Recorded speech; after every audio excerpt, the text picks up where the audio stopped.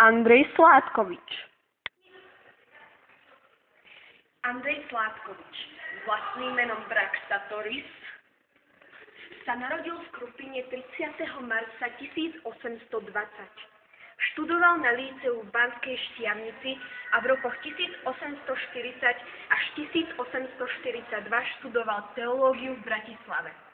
Štúdium ukončil na univerzite v Halle v rokoch 1844.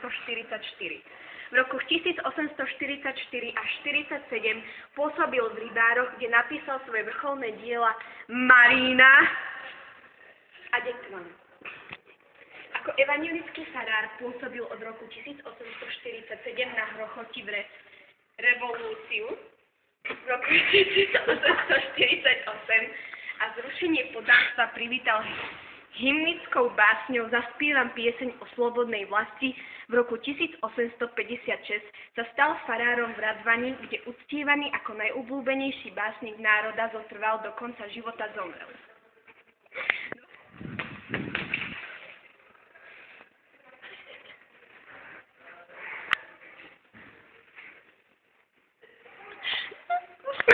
Dneska tu máme veľa vážneho hostia.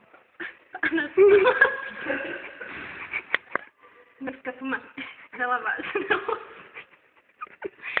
To ma búbali.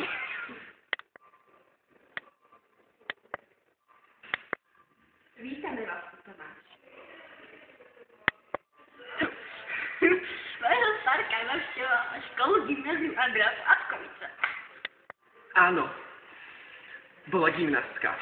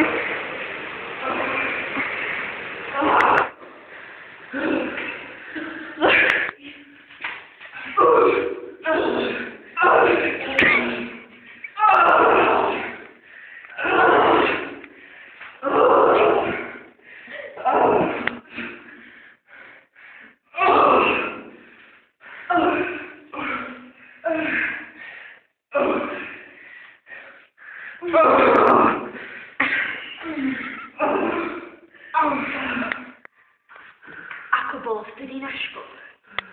Bolo báječne! Dobrý deň, dnes mám peknú novinku. Môžem prísť s pani Morikou Mcha, pána Andreja Sládkoviča, ktorý je tu dnes medzi nami. Dobrý deň, pán Andrej Sládkovič. Pán Andrej Sládkovič, povedzte nám niečo o tejto škole.